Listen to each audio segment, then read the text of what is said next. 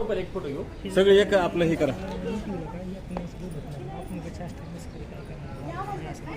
केलेली आहे नेमकी धाराशिव नगरपालिकेमधले बालवाडी शिक्षिका रोजंदारी कर्मचारी सेवेत समावण्याबाबत आम्ही आज जिल्हाधिकारी साहेबांना निवेदन दिलेलं आहे. जर आमच्या मागण्या मान्य नाही झाल्या तर आम्ही आमरण उपोषण 28 तारखेपासून चालू करणार. विषय काय आहे नेमकं काय झालं?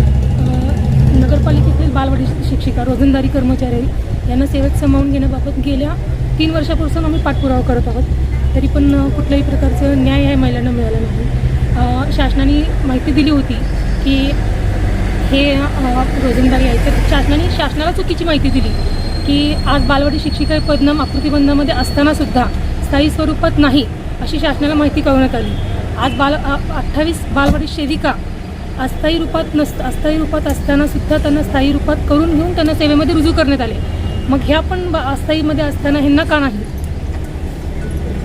किती महिला आहेत? ही माहिती खोटी माहिती कोणी कळवली शासनाला? नगरपालिकेच्या आस्थापना विभागातून खोटी माहिती शासनाला पुरवली गेली.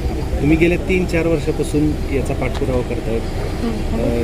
प्रतिसाद कसा आहे शासनाचा? प्रतिसाद आमच्या बाजूने आहे.